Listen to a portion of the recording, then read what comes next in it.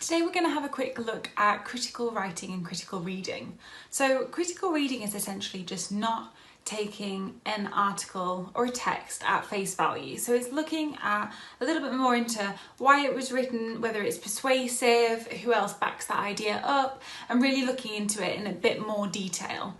So critical writing isn't just about having a kind of a negative opinion about an article. It's about kind of assessing the article for what it is and weighing up whether you personally agree with it or not. So essentially this is just about questioning what you read and comparing these with other authors. Generally this just persuades kind of using a variety of sources, which will always kind of boost your mark. So critical assessment and critical writing and reading links back to having a clear argument that you state in the introduction of your essay and sustain throughout using relevant academics that you can kind of assess their pieces on.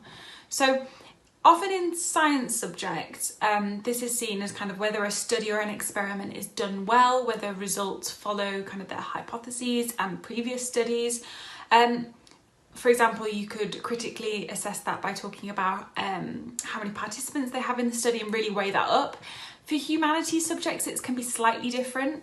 So obviously there are still instances where we can use articles with studies and we can critically assess the reading in that way.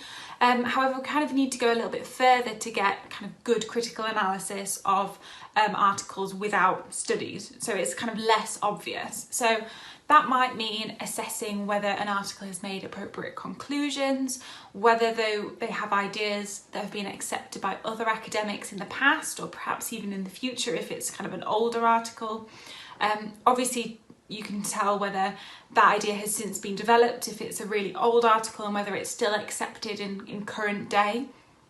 So the one way I like to get analysis into my reading, and I often tell my students to do this, is by directly comparing and contrasting two different authors' arguments. So a really sophisticated way of doing this is kind of saying, for example, author A argues X, author B, however, argues Y.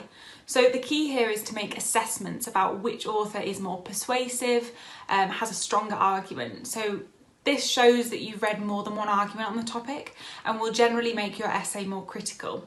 For example, you could say author A argues X, author B argues Y. This essay believes that author B's argument is stronger as it's backed up by both author C and author D. So using that to really evaluate the essay. So if, for example, you're arguing in an essay that something is not working, you could potentially look at including a section on reform.